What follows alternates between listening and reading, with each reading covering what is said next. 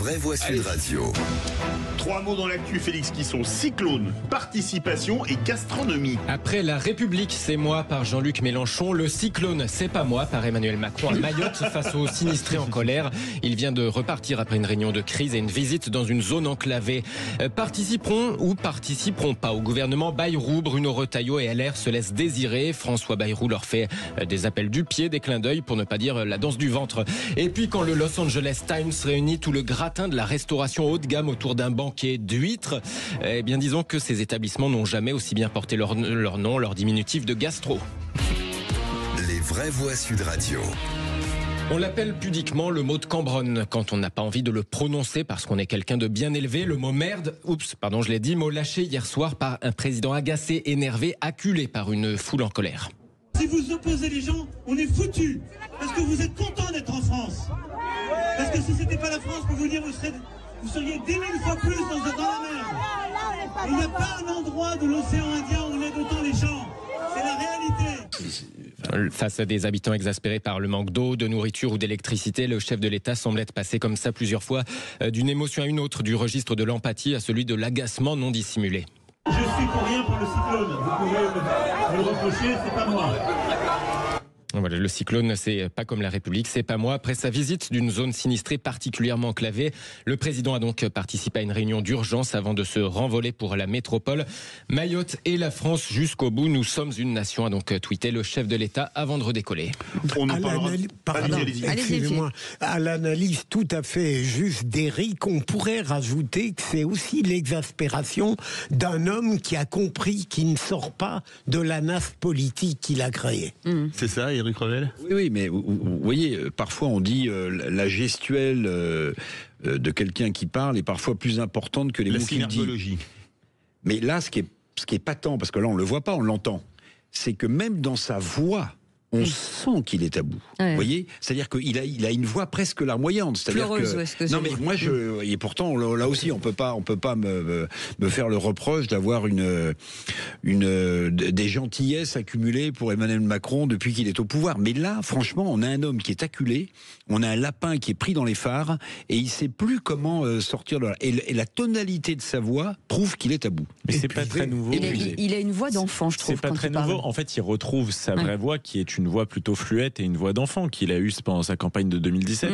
Depuis, il a essayé de construire une espèce de stature d'homme d'État imperturbable, etc. Mais fondamentalement, ça n'est pas lui. Emmanuel Macron est resté ce candidat qui hurle parce que c'est notre projet et qui essaye absolument de convaincre tout le monde dans une espèce d'hystérie qui ne laisse personne en dehors de son opinion. Il veut tellement arrimer tout le monde à ce qu'il pense et à ce qu'il fait que parfois il perd ses nerfs. Voilà. Allez, le deuxième mot, participation au gouvernement. LR semble se laisser désirer. Pourtant, François Bayrou, il met plutôt du sien. Il a dit toute sa peine hier pour Nicolas Sarkozy après sa condamnation. Sortez les violons. Il a dit aussi toute la nécessité d'un maintien de Bruno Retailleau à l'intérieur où il a toute sa place selon François Bayrou.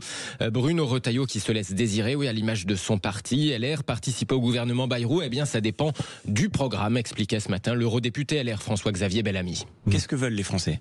Ils veulent de la stabilité, vous avez raison, mais ils veulent aussi des réponses à leurs problèmes du quotidien, les problèmes les plus importants qui montent autour d'eux.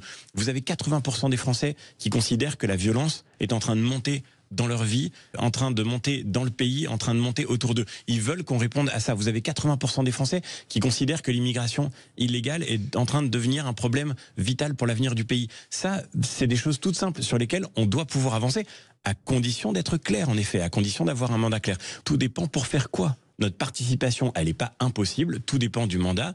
Notre participation, elle n'est pas non plus garantie.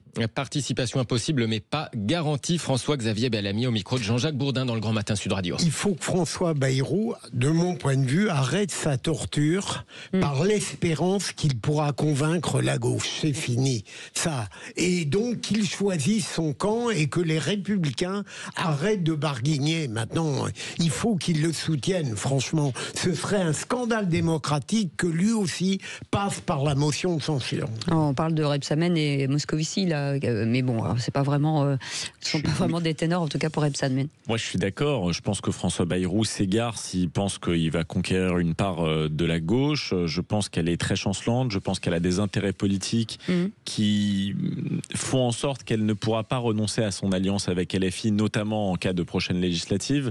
Donc, pour moi, il doit rester sur le même pari que Barnier, mais en mieux fait, c'est-à-dire non pas parier sur la construction d'une majorité, mais parier sur le fait qu'il ne sera pas censuré et donc s'appuyer sur un accord tacite avec le Rassemblement national en faisant une politique plutôt sécuritaire, économiquement, je dirais, facilitante. Voilà, pour moi, c'était le bon pari. Éric Revel. J'ai l'impression, Pierre Moscovici a décliné la proposition d'un grand Bercy. Il a décliné, enfin j'ai lu ça dans le journal qui était de référence qui s'appelle Le Monde, il a décliné, bon.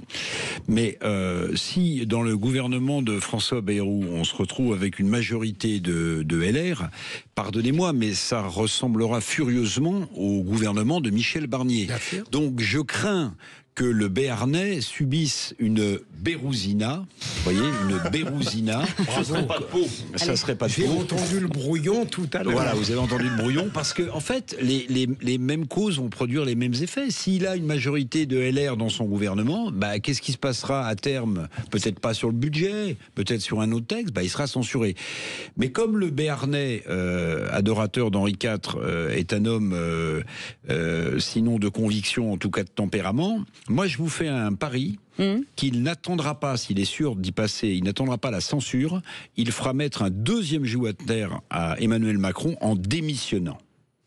Troisième mot, gastronomie. Le Los Angeles Times a réuni le gratin de la restauration, mais ça ne s'est pas passé comme prévu. Le journal organisait il y a quelques jours une mondanité consacrée aux 101 meilleurs restaurants de Los Angeles. Attention donc, faut pas se louper côté table sur un tel événement qui réunit du beau monde. Le Los Angeles Times avait donc dégainé les huîtres, et là c'est le drame. Oui, un peu comme sur le bateau de luxe du film No Filter, environ 80 convives disent avoir été atteints de ce type de joyeuseté, vomissements, diarrhée, gastro. Oui, je vous l'avais promis qu'on allait parler gastronomie. Le Los Angeles Times, en tout cas, se trouve plutôt mal à l'aise face à ces révélations, moins glamour que l'intention de départ. Nous organisons des événements culinaires depuis de nombreuses années. Nous prenons la sécurité alimentaire très au sérieux, assure le porte-parole du journal. On rappelle que c'est aux États-Unis, pas en France. Vous pouvez y aller, sinon les ostréiculteurs vont pas être très contents que j'ai traité ce sujet. Une motion de rejet. Allez, merci beaucoup, Félix pour un Mathieu. rendu, un vomi, je veux dire.